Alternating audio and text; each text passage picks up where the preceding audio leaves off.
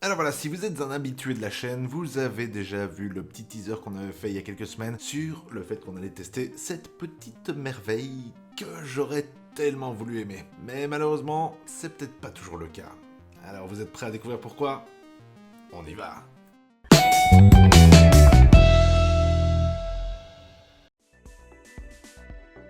Comme d'habitude, dans la description, on met les liens avec les prix caractéristiques des différents produits qu'on cite dans la vidéo. Alors n'hésitez pas à jeter un coup d'œil, les prix seront plus à jour et il y a parfois de bonnes promos.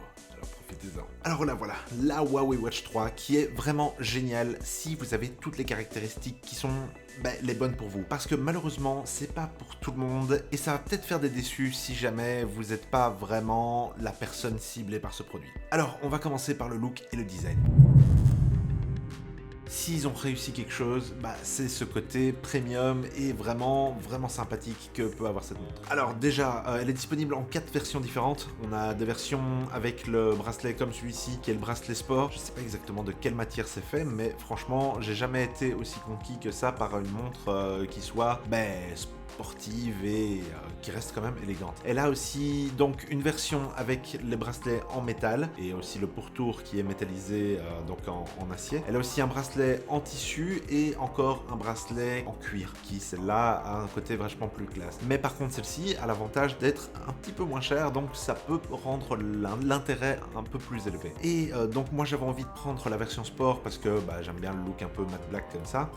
Et franchement j'ai pas été déçu par le design parce que en plus de son petit écran qui est pas si petit que ça au final, on se retrouve avec une montre qui est plutôt lourde, donc qui sent un peu le premium et qui traque vraiment bien, mais ça on en parlera un peu dans les fonctionnalités. Et en plus elle a son écran qui est always on, donc ça tape vraiment fort. On a aussi ce côté avec les boutons et la molette qui va permettre de zoomer, dézoomer dans toutes les applications, etc. Et les applications justement, on va en parler après, c'est peut-être là où le bas blesse justement. Elle est vraiment responsive et c'était généralement l'apanage des grandes marques qui vont aller taper dans les prix vachement plus élevés. Mais ici, on arrive à avoir un côté vraiment responsif, avec une batterie plutôt décente quand on la compare à la compétition. Et en plus, elle ressemble à une montre. Et ça, c'est déjà pas mal aussi, parce qu'il y a des gens qui aiment pas forcément avoir le côté un peu rectangulaire ou un peu cheapos que peuvent avoir certaines montres qui ont ce côté, gadget électronique, quoi. Ici, on se retrouve avec quelque chose de fondamentalement montreux. Non. Montrique? Non. Elle a vraiment cette qualité de montre, surtout avec son poids, avec son côté un peu premium, un petit peu métallisé et tout ça. J'étais amoureux dès le premier regard un petit peu de ce truc-là. Surtout avec son côté l'écran et toutes les faces qu'on peut choisir, etc. Je vous montrerai une petite sélection dans les b-rolls, mais en gros, on a vraiment du choix. La plupart sont gratuits en plus, donc ça c'est cool. Mais en même temps, il y en a certaines qui sont un peu plus premium, avec des cadrans, donc justement, qui sont un peu plus jolis, animés et tout ça. Moi, franchement, j'aime bien le look un petit peu juste noir et blanc et qui allait bien justement avec le corps de la montre. Le look, ils ont tapé fort. Alors sinon, elle est ergonomique, hein, donc franchement, quand je la mets, je sens pas son poids malgré qu'elle est sur certains points quand même. On sent que c'est de l'acier ici au final et que c'est pas du plastoc et tout le truc comme ça. On a du vrai verre qui est plutôt solide au-dessus et qui va permettre de protéger la montre malgré les abus auxquels on peut se faire subir tous nos objets électroniques. Aussi, elle peut répondre aux appels même si c'est pas super fort. Et ça peut être pratique si vous voulez mettre votre téléphone dessus et appeler votre K2000. Je vais arrêter avec mes blagues de boomer. Et en plus, derrière, on peut voir qu'elle a tout son lot de capteurs qui sont vraiment excellents et dont on parlera un peu plus dans les fonctionnalités. On en parle donc, on va amener à ça les fonctionnalités. Elle a quasi tout dessus. Elle a le SPO2, donc pour pouvoir traquer votre saturation en oxygène de votre sang, ce qui peut être utile quand vous pensez avoir le Covid ou des trucs comme ça. Donc ça, c'est vraiment pas mal, et rien que pour ça, ça peut sauver des vies. Ou sauver votre alimentation en oxygène du cerveau, ce qui peut être pas mal aussi. Ça, c'est déjà pas mal, mais en même temps, on a le tracking du cœur, on a le tracking des exercices, le tracking du sommeil. En gros, tout ce qu'on peut avoir comme usual suspects qu'on a souvent sur ce genre de montre, mais de façon quand même vachement plus précise que ce qu'on peut avoir dans les petits bracelets connectés, comme on a pu voir avec la Mi Smart Band qu'on a testé il y a pas si longtemps, on vous met le lien dans le coin, qui était vraiment pas mal et surtout beaucoup moins cher, parce que ça, on est quand même à un autre prix, et c'est peut-être là que le bas blesse justement, c'est que la concurrence, elle a peut-être un peu plus de compatibilité. Parce que justement, quand on parle des fonctionnalités, on parle aussi, dans les smartwatches vraiment smartwatch premium, des applications. Et là, dans les applications, on n'est pas sur WatchOS ou quoi que ce soit, ou les versions Android pour montres, qui peuvent avoir des applications, des vraies applications. Ici aussi, on peut avoir des vraies applications. Mais le problème, c'est que vu que c'est HarmonyOS, vu que c'est Huawei, on n'a pas vraiment les applications Google. Et donc, on a toujours l'impression d'avoir les ersatz d'applications un peu cheapos, pas les applications officielles, pas les applications qu'on aurait voulu, et pas les compatibilités qu'on aurait voulu.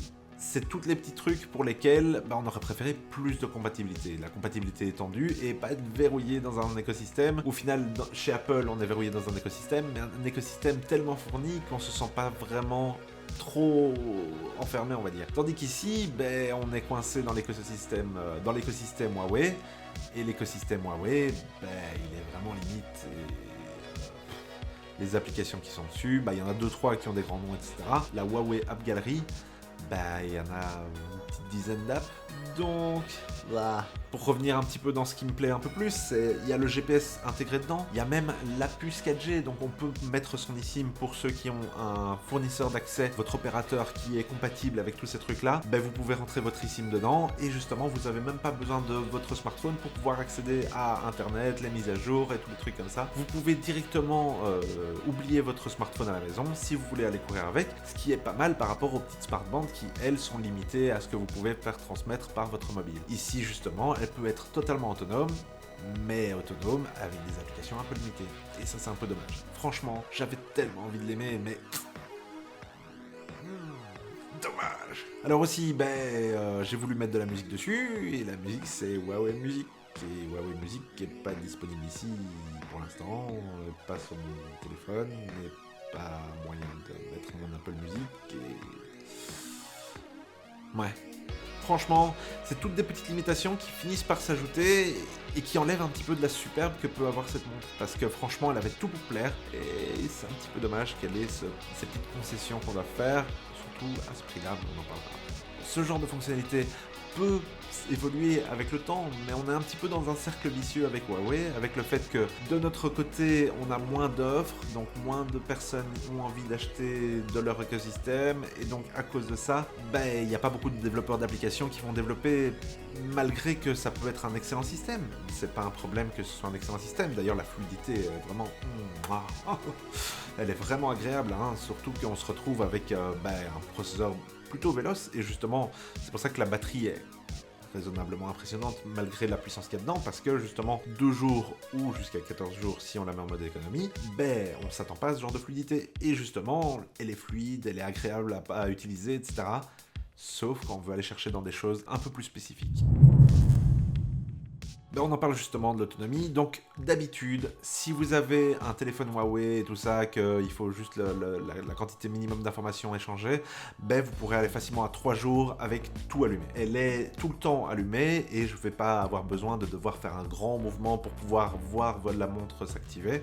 Et ça, c'est déjà pas mal parce que ça va permettre d'avoir...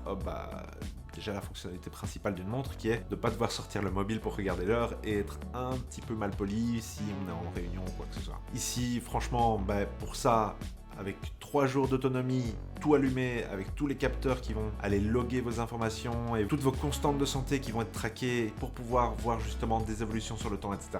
et de façon plutôt précise, 3 jours c'était pas mal. Le problème, c'est que sur certains smartphones, comme les iPhones par exemple, on diminue cette autonomie à un peu moins de 2 jours. Un peu moins de 2 jours, là on se retrouve à un petit peu moins que l'Apple Watch. Et un peu moins que l'Apple Watch, l'Apple Watch, par exemple SE, qui est quasi au même prix que ça, un peu moins puissante que celle-ci quand même, elle va offrir beaucoup plus de fonctionnalités et un tout petit peu plus de batterie. Donc, pour les utilisateurs Apple, à moins de vouloir une jolie montre, parce que celle-là est quand même vachement plus jolie que l'Apple Watch SE, on est un peu limité. Et ça, c'est dommage. Sinon, on a un mode économie d'énergie dessus qui va quasi tout couper et permettre de voir le temps qui reste. Si vous la rechargez complètement, la recharge complète dure à peu près 2 heures sur le petit chargeur, qui est plutôt pratique parce qu'il est magnétique, donc vous le branchez sur USB, sur n'importe quel truc que vous avez, du moment que ce soit pas un transfo tout pourri que vous avez acheté chez Action il y a 10 000 ans, elle se met avec un aimant, donc elle se met toujours bien, c'est vraiment pratique aussi. Elle va tenir plus ou moins bien, bon c'est pas non plus...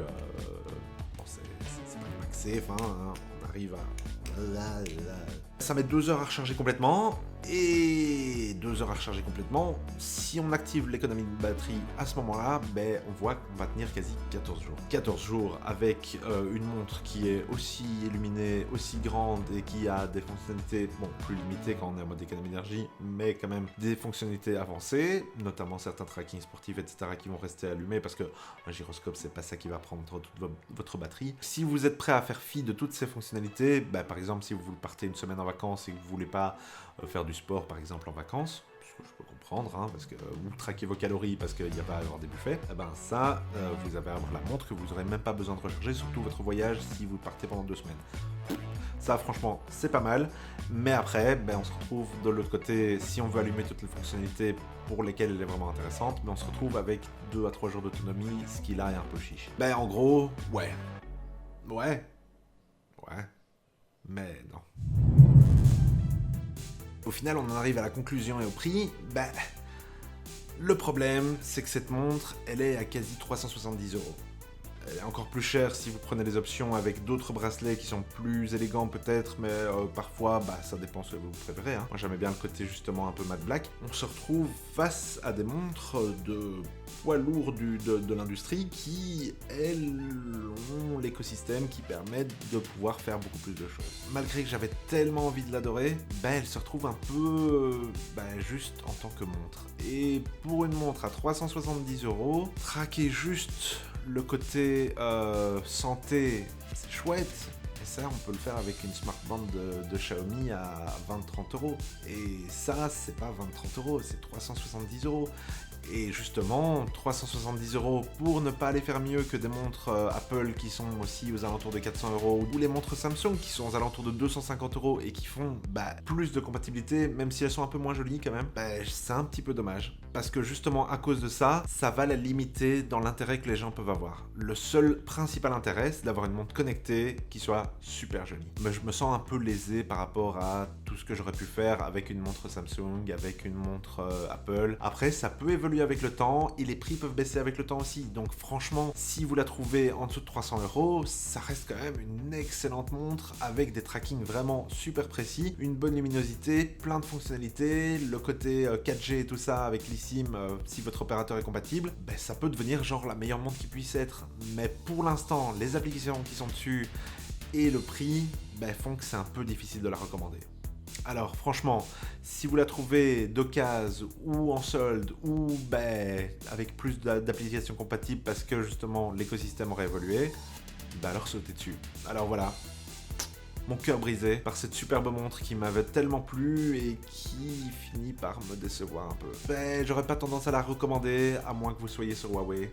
Si vous êtes sur iPhone, passez votre chemin. Si vous êtes sur Android, c'est un petit peu le cul entre deux chaises. Donc ça, il faudra voir. C'est à vous de choisir. En même temps, on peut pas choisir pour vous. Mais si ça vous intéresse, les liens sont dans la description. Alors voilà qui termine cette vidéo. Alors n'hésitez pas à laisser dans les commentaires ce que vous aimeriez qu'on teste pour vous, parce que comme ça nous aide à choisir des produits en même temps. Si on voit un truc qui est super voté, ça nous intéresse aussi, parce que en même temps c'est un petit peu selon ce que vous avez envie de voir qu'on a envie de tester des trucs. Donc n'hésitez pas à laisser un petit commentaire. Ou sinon, pouce bleu, pouce rouge, pouce dans tous les sens, likez, subscribe si vous avez envie, et la petite cloche si vous voulez être notifié à chacune de nos nouvelles vidéos. Et sur ce, à la prochaine sur la chaîne des Dénicheurs.